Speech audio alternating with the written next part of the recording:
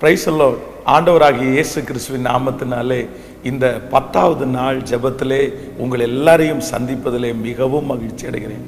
இந்த நாள் ஆண்டவர் உங்களுக்கு ஆசீர்வாதமாய் மாற்றி தருவாராக. இந்த நாளிலே ஆண்டவர் நம்மோடு பேசுகிற வார்த்தையை ஆம் என்றும் ஆமேன் என்றும் அப்படியே நிறைவேற்றுவாராக. இன்றைக்கு ஒரு மிக முக்கியமான ஒரு வசனத்தை ஆண்டவர் நமக்கு தருகிறார். வாசிக்கலாம். எரேமியாவின் தீர்க்க தரிசன புஸ்தகம் 31ஆம் அதிகாரத்தினுடைய 4வது வசனம்.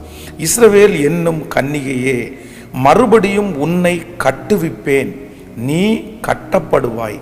மறுபடியும் நீ மேல வாத்தியத்தோடும் ஆடல் பாடல் செய்கிறவர்களின் களிப்புள்ள கூட்டத்தோடும் புறப்படுவாய். இன்னொரு விசை கூட வாசிக்கிறேன்.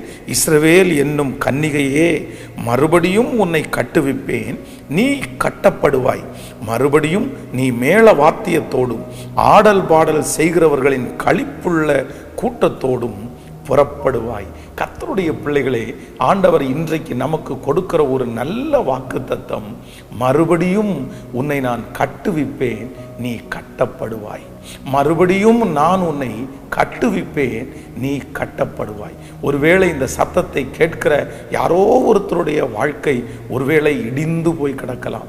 யாருமே திரும்பி எடுத்து கட்ட முடியாத அளவிற்கு உங்களுடைய வாழ்க்கை ஒருவேளை நொந்து போய், இனி என்னுடைய வாழ்க்கையை திரும்பி கட்ட முடியாது, என்னுடைய பிள்ளையினுடைய வாழ்க்கையை திரும்பி கட்ட முடியாது, அவ்வளோதான். அந்த நிலைமையிலே இந்த சத்தத்தை கேட்டு கொண்டிருக்கலாம். ஆனால் ஆண்டவர் தெளிவாய் வாக்கு கொடுக்கிறார். இந்த 40 நாட்கள் ஜெபம் முடிகிறதுக்கு முன்னாடி ஒரு அற்புதம் நடக்க போகிறது. கர்த்தர் வாக்கு கொடுக்கிறார், உன் பிள்ளையின் வாழ்க்கையை நான் மறுபடியும் திரும்பவும் கட்டுவேன்.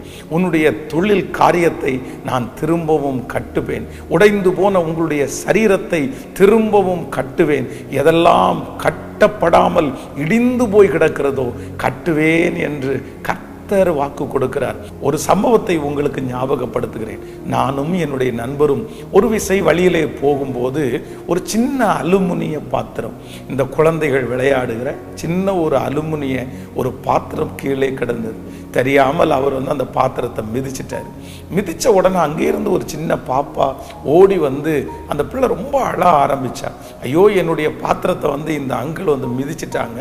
அது ரொம்ப ஒரு மாதிரி அவருடைய வெயிட் பட்ட உடனே அது ரொம்ப லேசான அலுமினியமாக இருக்கிறதுனால அது ரொம்ப சப்பி சடைஞ்சது மாதிரி ஆயிடுச்சு. உடனே அவர் சொன்னார், நீ பயப்படாத, ஒன்று நான் உனக்கு ஒரு புதுசு ஒன்று வாங்கி தரேன், இல்லை அப்படின்னா இதை நான் சரி பண்ணி கொடுக்குறேன் அப்படின்னு சொன்னார். உடனே அந்த பாப்பா சொல்லிச்சு, எனக்கு புதுசு வாங்கி தர வேண்டாம், இதையே எனக்கு நீங்கள் சரி பண்ணி நீங்கள் கொடுத்தீங்கன்னா போதும். இவர் என்ன பண்ணுறதுனே தெரில. புதுசுன்னா கூட ஈஸியாக வாங்கி கொடுத்துடலாம், பட் இதை எப்படி இதை சரி பண்ண முடியும் அப்படின்னு அவருக்கு ரொம்ப ஒரு கஷ்டமான ஒரு சூழ்நிலை.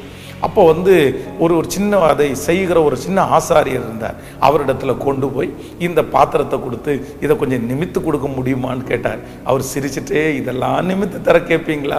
இல்லை, ஒரு பாப்பா இந்த மாதிரி கேட்டார். உடனே அவர் ரொம்ப அழகாய் கொஞ்ச நேரம் அவர் வேலை செய்து அந்த அலுமினிய குட்டி பாத்திரத்தை முன்னாடி இருந்தது மாதிரியே ரொம்ப அழகாக செஞ்சிட்டாரு. எனக்கு ரொம்ப ஆச்சரியமாக இருந்துச்சு. ஒரு சப்பி சடைந்து போன ஒரு அலுமினிய பாத்திரத்தை அவர் எடுத்து இவ்வளோ அழகாக மாற்றி கொடுத்தாரு. எனக்கு ரொம்ப ஆச்சரியம். அந்த சம்பவத்தை இன்றைக்கு நான் ஞாபகப்படுத்துகிறேன். உலகத்தில் இருக்கிற ஒரு மனுஷனால் யாராலும் நிமிர்க்கவே முடியாது என்று சொன்ன ஒரு அலுமினிய பாத்திரத்தை ஒரு குயவனால் பழைய நிலைமைக்கு திருப்பி கொடுக்க முடியுமானால், மறுபடியும் அதை சரி செய்ய முடியுமானால், இந்த சத்தத்தை கேட்டுக்கொண்டிருக்கிற ஆண்டவருடைய பிள்ளைகளை, நீங்களும் நானும் ஆராதிக்கிற கர்த்தர் வானத்திற்கும் பூமிக்கும் சகல அதிகாரம் படைத்தவர். எத்தனையோ பேர் உங்களை பார்த்து சொல்லலாம், இல்லை, திரும்ப பிள்ளையினுடைய வாழ்க்கை கட்டப்படாது, திரும்ப உங்க வாழ்க்கை கட்டப்படாது. நீங்களே ஒருவேளை அவ்விசுவாசத்திலே திணறி கொண்டிருக்கலாம். ஆனால் ஆண்டவர் இன்றைக்கு தெளிவாய் வாக்கு கொடுக்கிறார். ஒரு சாதாரணமான மனிதனால் அதை செய்ய முடியுமானால் உங்கள் வாழ்க்கையை திரும்ப கட்டுவதற்கு அவராலே முடியும். நீங்கள் முழு இருதயத்தோடு நம்புங்கள். ஆண்டவரே, நான் நம்புகிறேன் என் வாழ்க்கையை திரும்ப கட்ட முடியும். ஆண்டவரே, நான் நம்புகிறேன் என்னுடைய பிள்ளையினுடைய வாழ்க்கையை திரும்ப கட்ட முடியும் என்று நீங்கள் விசுவாசியுங்கள். நிச்சயமாய் ஆண்டவர் அந்த அற்புதத்தை செய்வார்.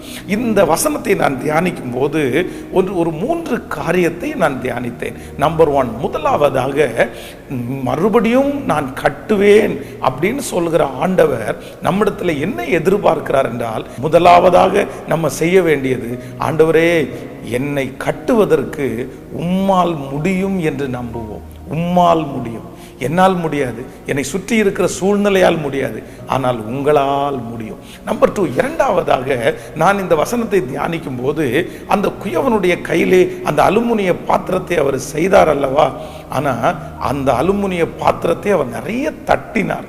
ஆனால் அந்த அலுமினிய பாத்திரத்தை தட்டும் போது அது அமைதியாகவே இருந்தது.